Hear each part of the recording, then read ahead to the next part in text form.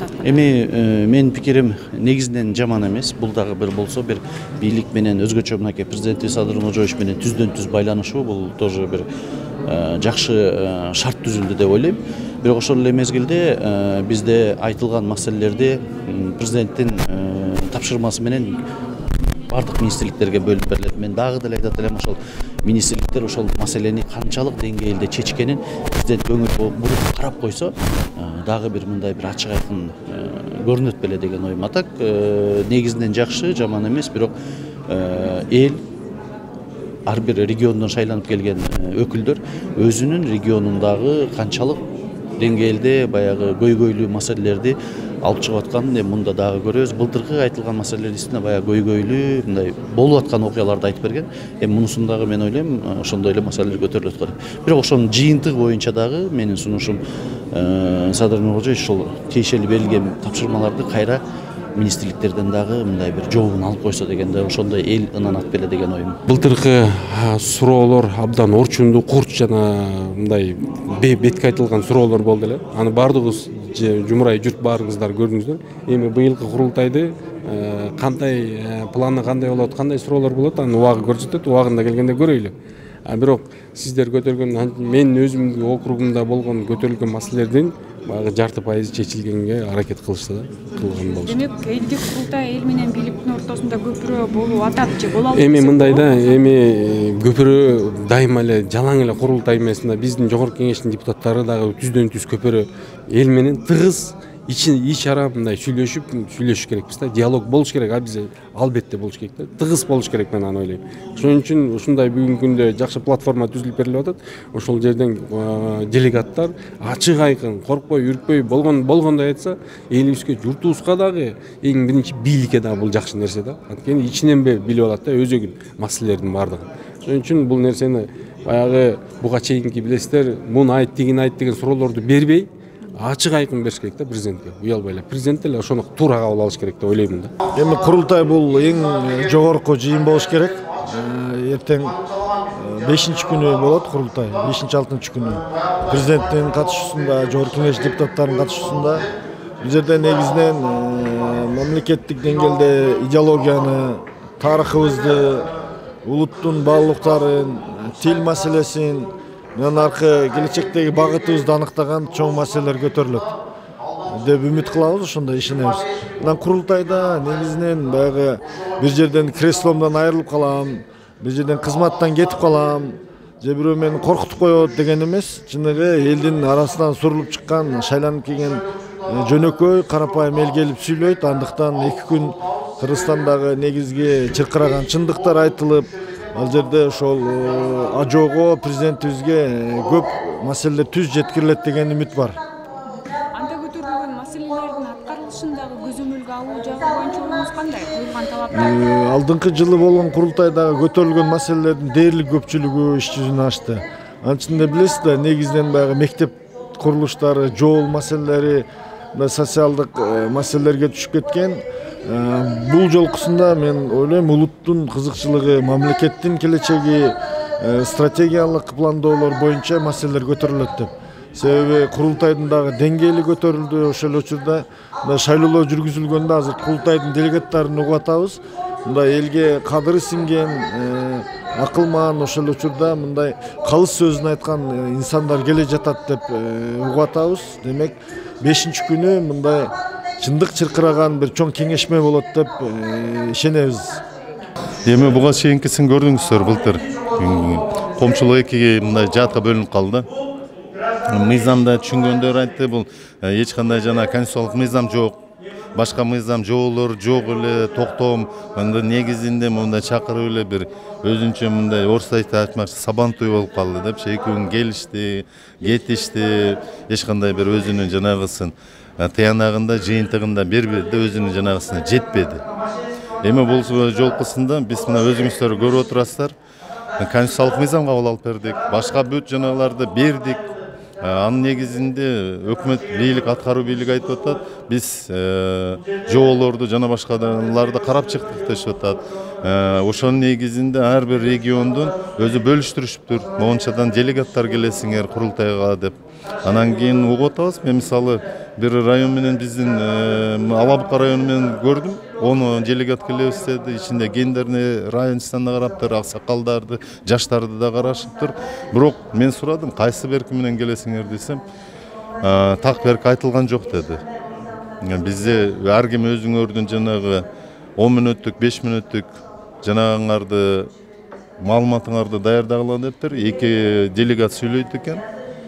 Анан кийин бүт эле сөздөрүн карасам, социалдык жанагы маселелер, чарба маселелер экен да.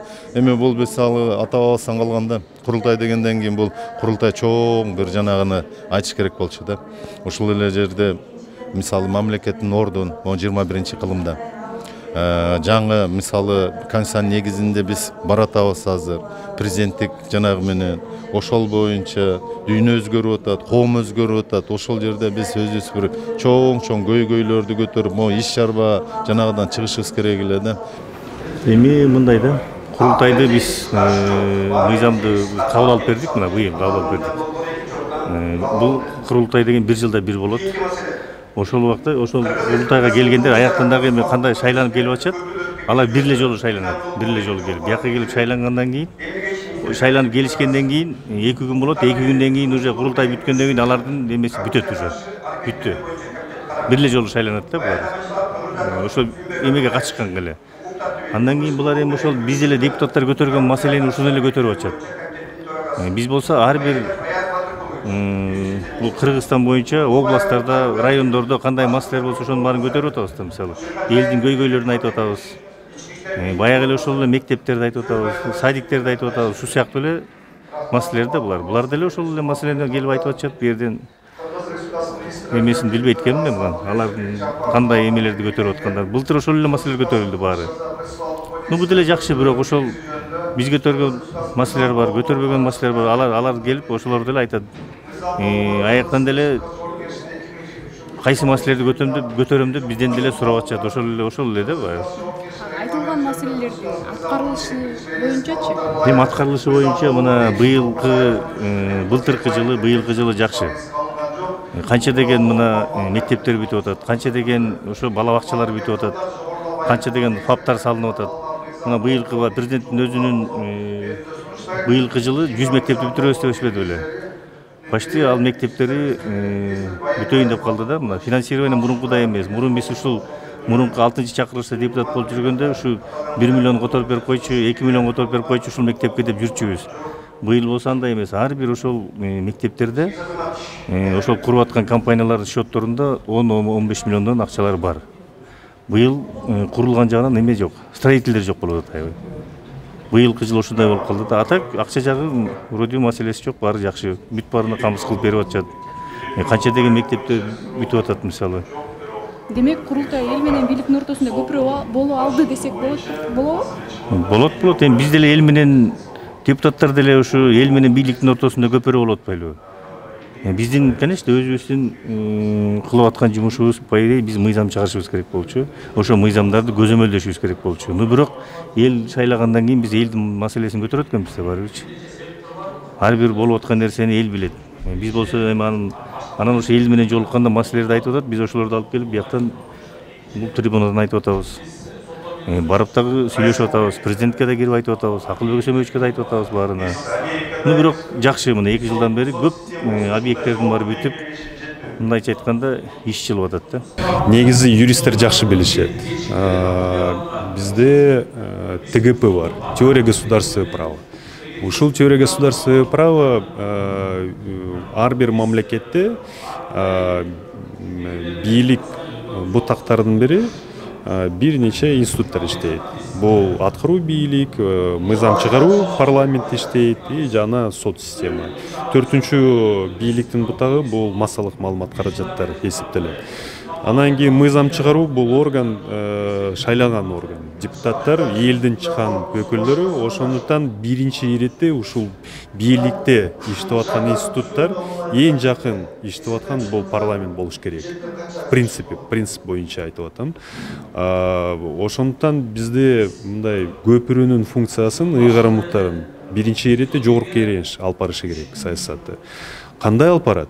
Эмне кылып атат? Бул жагын мазмун жагынан эл өзү баа берип атат. Бирок тиги элдик курултай боюнча менде юрист катары өзүнчө көз карашым бар.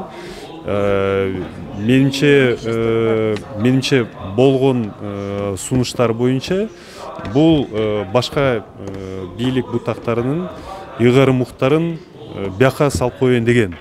Ушул жерде талкуулап, бул мыйзамды биз менимче ылакташтырып, анан кийин кабыл алдык. Бүгүнкү күнү элдик курултай бул конституцияда чагылдырылган институт жана мыйзам тиешелүү бизде чыкты. Ошол үчүн менимче мыйзам чегинде алар иштеп атат, бирок бул консультативдик орган. Ушул жерде катышып аткан мүчөлөрү алар сунуш киргизип атат, өздөрүнүн пикирлери айтат, сын пикирлер айтат. Ошону эске алып, башка бийликтин бутактары алар эске алып, анан кийин иштеши керек менимче. Былтыр элдик курултай өттү. Ар кайсы институттарга карата катышып аткан мүчөлөрү көп сын пикирлерди айтышты. Быйыл деле менимче ушундай форматта өтүшү мүмкүн. Себеби мындай саясат артыкчылыктар да бар, кемчиликтер да бар. Ошондуктан элдин үнү катары ошол жактан угайлы.